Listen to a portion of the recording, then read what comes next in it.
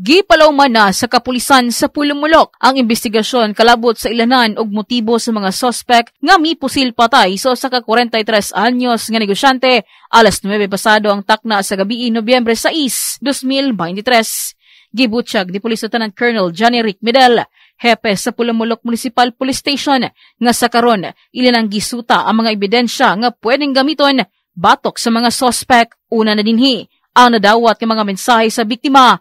Una pa man ang adlaw nga kini gipusil. Kahibaluan nga pautang ang negosyo sa biktima o ga-deliver og mga catering services. Yung atin tingnan natin yung motibo dito sa kaniyang shooting incident na ito. May doon tayong lead natin tingnan ito yung post ng biktima mismo na meron siyang post doon na kung gusto niyo magkaroon ng kaaway, magpautang kayo. So, titignan natin itong mga kanyang nakatransaksyon, i-profile natin at saka alamin natin kung talagang sino may possible sa kanila na may capacity na magpatay sa kanya. Uhag usab ni Police Lieutenant Colonel Medel, ang kinsamang adunay kasayuran sa netabo sa pagpamusil, ang mupatimaw lang sa ilang estasyon aron muhatag og dugang impormasyon alang sa kasulbaran sa kaso sa pagpatay kay manansala. Sana tulungan nila ang Pilipino na masolba itong krimen ito. Magtulungan lang sila sa amin kung mayroon man just report a crime kung may lead man tayo. So isabihin lang nila sa amin para malaman namin ang development dito. Samtang hustisya karon ang singgit sa pamilya, ilabi na sa iyang inahan nga si Fernelita Manansala. Nanawagan usab kini sa mga suspect nga itahan na ang ilang mga kaugalingon sa mga otoridad. Kung naminaw man sila subong ma'am, gusto ko lang ma'am mag-surrender lang sila.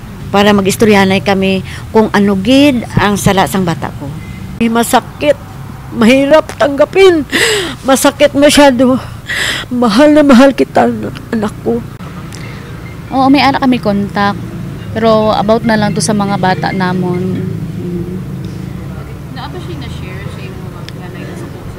Wala man siya may na-share.